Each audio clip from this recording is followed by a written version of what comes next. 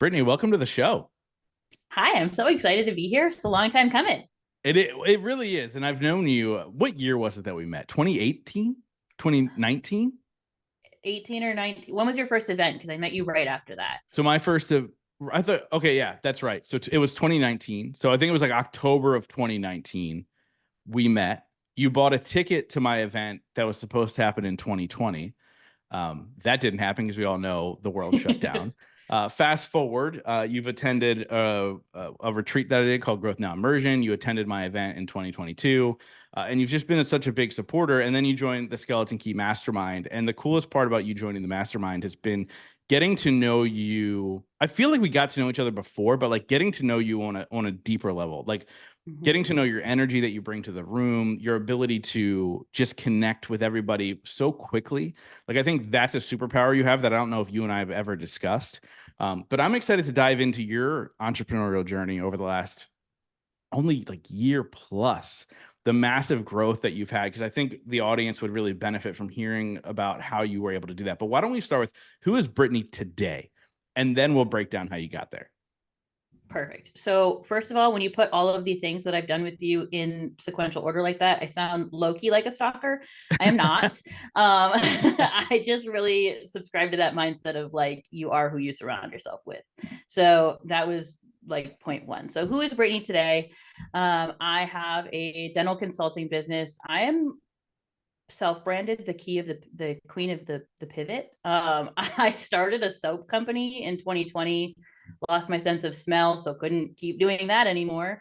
Oh my um, gosh. and decided that I still wanted to be an entrepreneur. So I've been on this crazy journey. I'm a dental consultant now where I get to help offices across the country see more patients and make people smile, which at the end of the day is why I do it. It's such a rewarding industry to be in, and being able to help offices across the country do that just brings me a lot of joy. So Yeah. So why the dental industry? I started so when I started in the dental industry, I submitted a resume completely underqualified. I worked at a gas station when I sent this when I sent this application, and I was like, there is no way they're calling me back. That skill that I have of winning people over relatively quickly must have worked in my favor, because I completely won them over at the interview, somehow landed the job. My third day there, I was on the checkout counter, and we walked out this guy who had this like remarkably like crazy story, and we were doing a full mouth restoration for him. So he's checking out with these brand new chompers, and he is all smiles, and he's in tears, and he's thanking me, and I'm in tears, and this is my third day, and I'm like, this is the coolest job I've ever had in my entire life. No one at the gas station has ever cried with me before, and like, this is fantastic. So that moment changed my entire plan for myself, and I decided that dentistry is going to be it for me. But in the industry, especially around that COVID time, it got really crazy. Like, we didn't know how we were going to get masks and gloves. We were all shut down. Employees were calling us because they couldn't pay their electric bill or buy groceries, and like, it was devastating. So I decided to pivot, and I stayed in dentistry to a certain degree, but I wasn't going to be patient facing anymore. I wasn't going to be for one office. I was going to help offices everywhere accomplish the same goal that I helped the one office accomplish. So what's the time frame from working at a gas station to launching this business? Just to give context. Yeah, I don't really market this because it was kind of fast. I worked at the gas station when we met.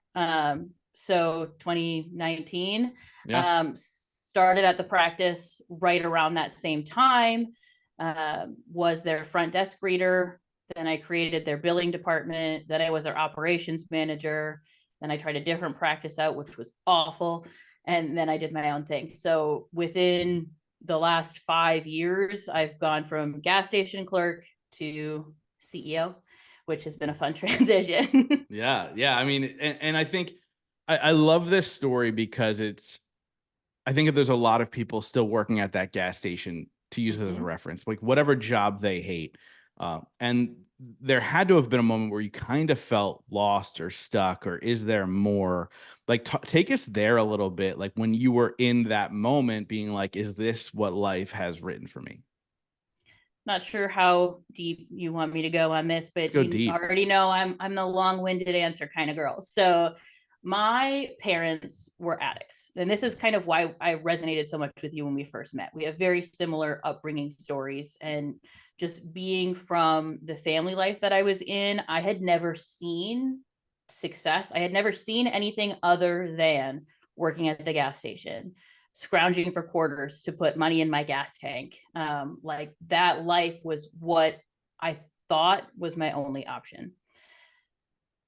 That was terrifying to me because I knew like I'm going to be 26 and divorced with 2 kids. And like, that's just going to be the life that I have because that's the life that everybody I know has. And that's normal. At that moment, like looking around in my life, I was like, okay, do I want this to be forever? And how can I make this not forever? Because I have no examples. And that's when I started doing the podcast thing and going to these events and meeting people who I would have never in a million years connected with working at Quick Trip. Like that really opened my eyes and opened my horizons. Then I rage quit my job and started this new thing. And like I feel like the universe has guided me on this path so wholeheartedly because there has been a million and one reasons why I should not be successful. And being able to look back and be like, wow, I've done some cool stuff in the last couple of years has been just mind boggling to me. Yeah. And not only that, like I look at, that story you just told, right? The importance of getting in the room. Like you are literally the perfect person for me to point at and say, this is what I've been telling you. Like get uncomfortable, get in the rooms with people who are thinking differently. Like, especially when you're that person making $15 an hour, $20 an hour, like to go into a room filled with people that you assume are successful. By the way, most people pretend they're successful when they're not. But to assume that they're super successful, just to have that mindset shift to be like, oh no, wait, if they can, like I've always said, like I've always wanted to be the guy for people to look at me and go, well, if he can do it, I can do it too. Right. But that's the power of getting in those rooms. So what was that like walking into that room for the first time? You say you're an introvert, you can be an extrovert. You're pretty good at talking with people that are new, all that stuff.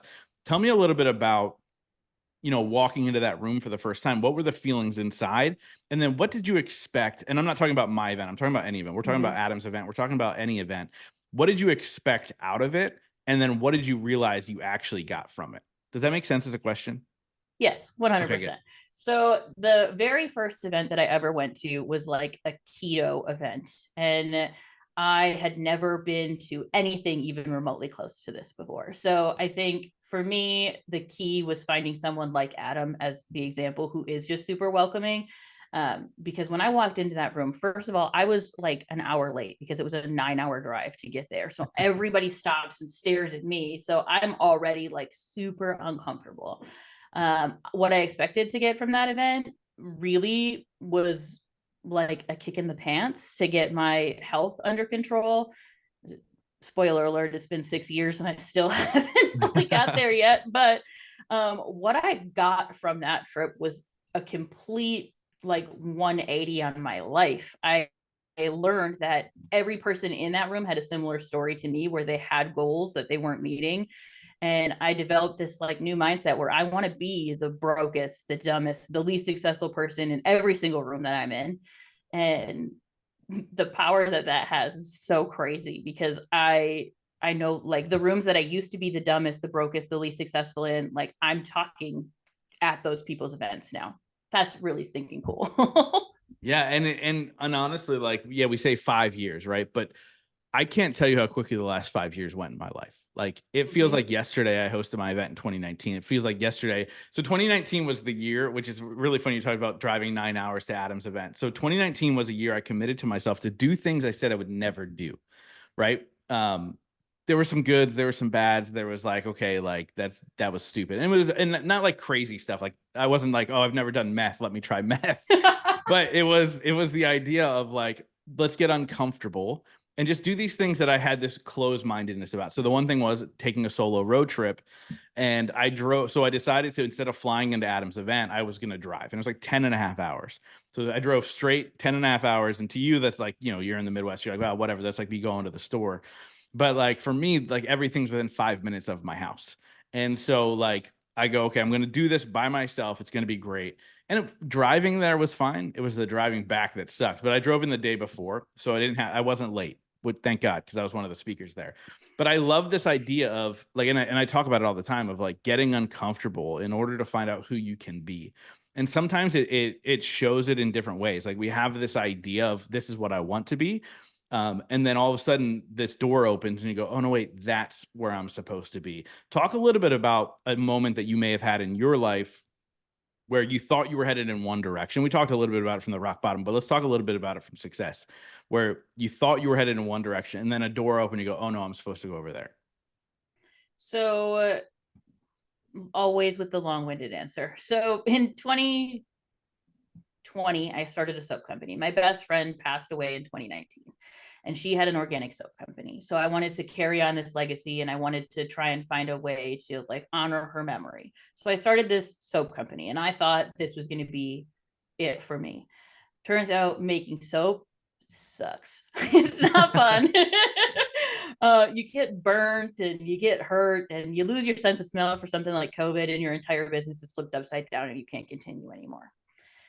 That moment, like, and I do pride myself on being able to pick up the pieces and pivot pretty quickly. So the moment of losing my sense of smell and having to find the next thing, it was like 2 days. I was like, okay, well, this isn't working. What now? So I say that my path has been like a 5-year path, but really, if you're looking at it like from a bird's eye view, the first 3.5 years were like a deer trying to learn to walk. And I had no idea what I was doing. And I was kind of just wobbling in circles. And the last year of that, I finally was able to get some clarity and alignment and like feel really in my purpose. And that has skyrocketed me in the last year and a half tops. Yeah. And like, I think that's such a perfect entrepreneurial journey, because I think most of us are like brand new baby deer or giraffe. Like, what are we doing? And that moment in time seems like it lasts forever. Like you're like, what am I doing? Like, why am I doing this? And I look at it like, I believe that's when the universe is testing of like, this is this really what you want? Right. Because I like to say I still have issues, but they're like, first world issues. All right. Like the things that I complain about now, I begged for, 6-7 years ago. Like I begged for them. And so like we have that perspective, but I want to kind of go back a little bit, because you had mentioned how I'm very quick to pivot. Like, oh, okay, this happened, let me move forward. I really believe, and I want you to speak to this a little bit instead of me speaking to it. I really believe that growing up in a household where there's drugs or an addiction of some kind almost lends to that. Do you feel like your upbringing has allowed you to, like, when shit hits the fan, you go, oh, well, moving on? Like, talk a little bit about that connection. Yeah, so I can only speak to my own personal story. And with the addiction in our household, we moved a lot. So, like, I went to like 19 schools before I graduated high school. So, we Wow. moved multiple times a year. So, the ability to pick up the pieces and start fresh, I definitely think came from that. Also, like one day you're at home with your dad, and the next day you get a call that your dad's going to be in prison for the next 13 years. Like, how you don't get to process that on a time frame, it's an immediate change in your life. So having those types of like crazy earth-shattering moments when you're like 7 really helps build this like resilient personality who can bounce back from things really quickly. Obviously not everybody has the, I don't want to call it the luxury of learning the hard way from a young age, because it definitely wasn't that. But even if you don't come from that set of circumstances, you can still like build that muscle and still learn to develop those skills. And I will say that I had a good foundation in learning how to do that young, but that has grown dramatically with me as I've grown and had to do the pivots. You just get really good at being really uncomfortable, and you start looking for the opportunities to be uncomfortable and to make shifts and make changes, because it's what you're good at and it's what you know. Yeah, I'm going to ask you the $1 billion question that a lot of people don't have the answer to, and you might not, and that's an okay answer to have. But there's the story of two brothers whose father was an alcoholic, and the one grew up to be very, very, very successful, and the other grew up to become an alcoholic who couldn't keep a job and couldn't pay the bills and all those things. And they asked the one brother, like, how did you end up so successful? Because your, dad was an alcoholic and your brother is a drunk now. And they said, how are you an alcoholic when your dad was an alcoholic? And or how did you end up the way you did? Right. And they both answered, because my dad was an alcoholic. What's the difference? Because there are a lot of people going, oh yeah, I had all these traumas. I had these things that I went through as a kid, all these things. Like, but I feel like I'm in the same boat as them instead of rewriting the story. Like, what do you think the difference is? So I was going to answer part of this question when you ask your signature questions at the end. So I'm going to skirt it a little bit so you don't take the wind out of my sails.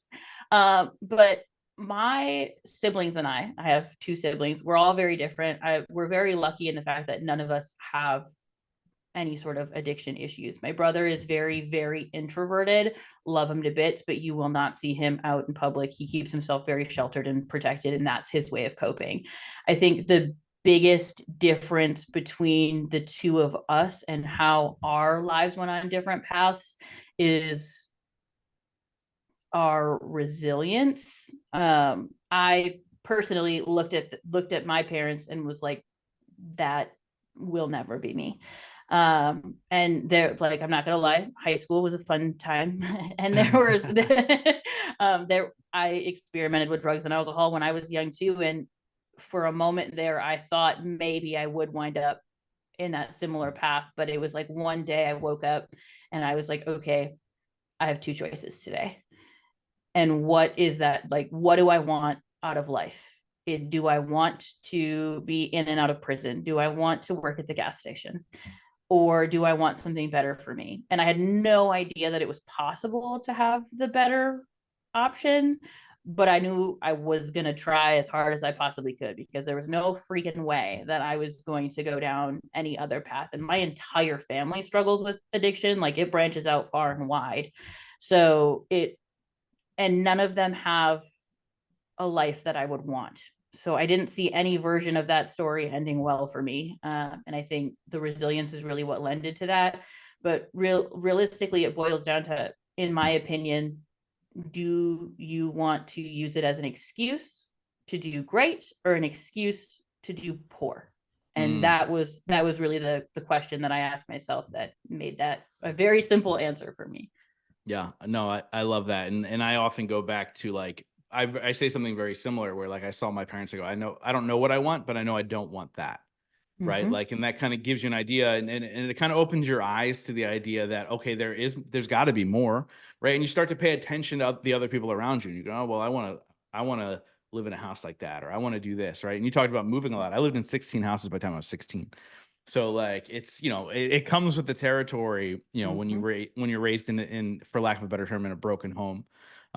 And so you have to figure out like, what do you want in your life? What path do you want to go down? And I feel, obviously I feel empowered that I made the right choices, and so should you. But there's also, I feel lucky too, right? I feel lucky that I went through those things, because if I didn't go through those things, I wouldn't be doing what I'm doing now, which is beautiful. So I want to talk a little bit about how quickly success can happen for somebody after they put in all the work. And I say quickly because you put in the work for years before it actually really blew up. And I hope you don't mind me sharing this. And if you want me to delete it, I can. But you came to my event, you and your husband, Chad, who, by the way, shout out to Chad, legend among men. I love Chad. He's an incredible human being. You guys came to my event in 2022, early 2022. And you were like still trying to figure it out, right? And you had this rental car, it broke down. I got to get to the airport. If I don't get to the airport in time, I'm not going to get home. And now recently, by the way, your kids can't listen to this episode. Now recently, you just booked a trip to Disney for your family, and you're staying at the Polynesian, which I refer to as bougie because that's how my wife likes to travel. First of all, that happened very quickly. But second of all, and more importantly, like I want to know, like, how did you do it quickly? Like, couple steps. Like, I did this, I did this, I did this. And then more importantly, how do you feel when you can now do things like book that incredible trip to Disney, which people listen to this, they know I'm a Disney person.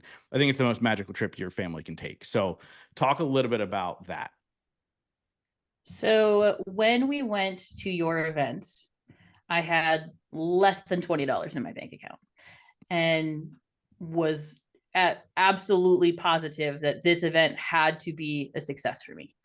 So first step is like, don't get in your own way, because I could have very easily said, I only have $20. I cannot go to this event. I could have very easily said, I'm not going to sign up for that mastermind that you launched at that event because Yeah, the I only community. had, Yeah. yeah, I only had a few dollars in my bank account. Like, what? I can't do that. But the universe rewards the brave. And I find that anytime I do something that just seems insane. Like, and I invest in myself, it pays out tenfold. So step one, don't get in your own way. Step two, get people in your corner that support you. You're going to have the friends, the family, that everybody in your life that tells you that what you're doing is crazy and you're dumb and you shouldn't be doing that. And you're going to have people who try to keep you at that same level that you've been at your whole life. And I still love those people. I just don't spend as much time with them as I used to, because I surround myself with people who are like, actually, I don't think you're doing enough. You could actually be doing a lot more. Justin is my bruiser, and he is always that guy. How can we make this bigger? And that has been the biggest takeaway that I have in all of that. And then three is, you shouted out Chad already. I could not have done this without the supportive partner that I have. There is never any dumb, crazy, elaborate thing that I throw out that he's not like, do it. We just hired our second full-time employee. Both of those employees make more than I made at my full-time job in a practice 3 years ago. And he's like, yeah, do it. Bring on a third. Let's keep doing big stuff, because every time we do a big thing and like it gets hard, we lean on each other and then we push each other back up.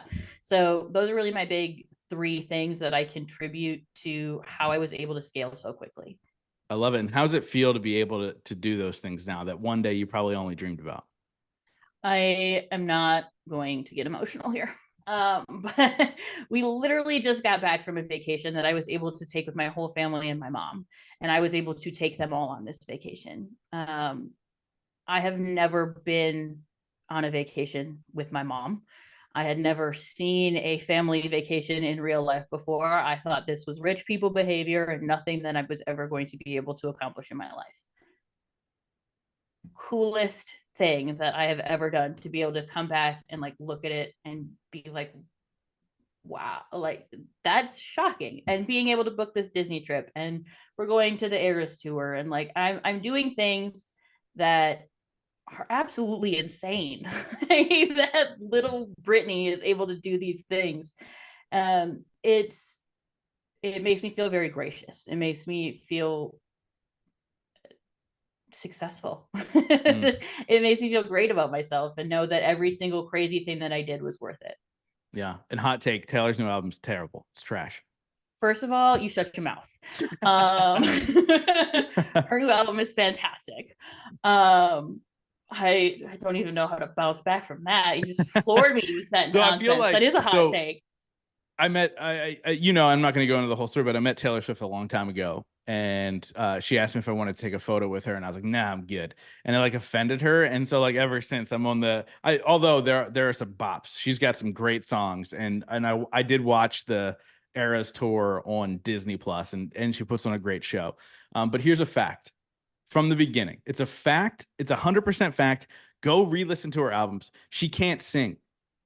She just talks with a breathy tone. No, she still can't sing. Throwing it out there, go listen again. She just talks in her songs now. Anyway, we're getting off the rails now. So now I feel like we're just hanging out, like how we hang out and just talk trash. For sure. But you know, what I really love is I love your success story. I love the success you've been able to create for yourself. And the unbelievable part is this is just the beginning. Like I really, really, with 100% without a doubt, I really believe that you will be the world's biggest dental consulting practice in the world. Like, period, bar none, without a doubt. The growth that I've seen in the last 15 months, like versus probably any other people that are doing what you're doing is mind-blowing. And so one day you will be there. But I love your success story to this day. So I want to ask you a question that I ask every single person on this show. The first part is, what is your definition of success? The second part of that question is, what are 3 things you do every single day to ensure that success for yourself? So my definition of success has changed a lot over time. Currently, and I imagine it'll change again. Currently, it is being at peace, not having to wake up and worry about all of the things. Now, I will admit that there are days where it is not peaceful around here. I have 2 kids and a husband and a business and all the things. So, but I being at peace and not having to be in a constant state of fight or flight is it gives me the most feeling of success currently. 3 things that I do to ensure that success. First and most important to me is I do a gratitude practice with my family every day. So it's not just myself my kids, my husband get involved, and we talk about the 3 things that we're most grateful for that day that happened every single day. Second thing is we have dinner together as a family at the table every night, no matter what. If I am traveling, we do this virtual, like I get on a Zoom. It's important to me to make sure that I'm there for that, because it brings me back to center. And the third thing is a silly thing. I work from home, and getting up and getting ready and like putting myself together when I can work in my pajamas puts me in a better mindset, because if I'm working from my laptop in my room or in my living room, I just don't feel like I've got it. So the third piece, super small. I just get up every day and do like get dressed and then come down to my office. And that just helps me get into the mindset of like, I'm here and I'm ready to take on the day. I love it. So you're making waves, through the dental world. You're making waves within the Skeleton Key Mastermind. So I want to ask you a question. Honestly, I don't ask everybody this, but I would love to know your answer. And I want you to think about you being at the end of your life, and everything you've built disappears. You're not the dental, you're not the dental consultant woman. You're not these things. But at the end of the day, you can only be remembered by one sentence. What would you want that sentence to be? I firmly believe that I want to be the person, like, and I know the version of me that exists in everyone's head is different, but I want the majority of the people who remember me to be that to say that I was a light, that I gave them hope, that I gave them joy when they were in a moment where they didn't have much joy in their life. I will make a conscious effort every single day to, when I'm out and about, compliment something on someone. I love your earrings. I love your coat. Hey, you have a beautiful smile. Those types of things, because everybody's life is freaking hard. And if you can have your one moment of that day bring you joy because you saw somebody at Starbucks and they complimented your smile, like that's how I want to be remembered. I want to be the girl who always brings joy. I love it. I love it. And I think you're living that every single day, which is huge. So I wrap up every single interview with the same question, but before we get there, how do people get a hold of you? I think everybody should follow you, and this is why. You're going to start sharing your entrepreneurial journey and your wins all over social media. And this is Bruiser Justin coming out and putting this on the record. This is what you're going to start doing, because I think people need to know how you did it, because you're an inspiration to so many. So how do people follow you? How do they get a hold of you? What's all the good stuff? And if we have dental people listening, how do they work with you? Yeah. So social media, I just changed recently my socials to my actual name. Thank you, Bruiser Justin. So I'm Brittany_Rogars on Instagram. You can find me on Facebook, LinkedIn, TikTok, all the places. If you want to learn more about dentistry, dental consulting, all of that, you can check me out at skfpracticesolutions.com. We're also SKF Practice Solutions on all the socials. So both of those places.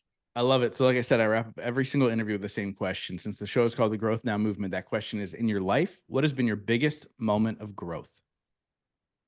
I'm prepared for this question as a regular listener to the show. So my dad got arrested for the second time and was going to his sentencing trial. And they had us all, like everyone in my family, write these letters to the judge of like character references for my dad and why he shouldn't have the sentence that he deserves. And the judge took off his glasses. He set them down on this paper. And I don't remember exactly what he said, but I remember this moment being like earth shattering for me. He said, "You've been through some shit." And I'm sure the judge didn't say shit, but here we are. In your memory, there's always an extra curse word. Exactly. At least one. And at some point in time, you don't get to use that as an excuse for your poor behavior anymore. And that changed. I was 19. That changed every single thing that has happened to me since then, because I had that mentality. I found a negative for every single positive, because this is just who I am and how I am and the cards that I was dealt. Shuffle the deck. Like that moment was hands down the most impactful moment of my entire life, and it changed everything. I love it. Brittany, thank you so much for coming on and sharing your journey and your wisdom with my audience. And most importantly, thank you so much for your friendship over the last however many years it's been. We tried to figure it out. We kind of did. I'm bad at math. 5 years at this point, which is crazy. Thank you so much for being you. I appreciate you. Yeah, thanks for having me, Justin.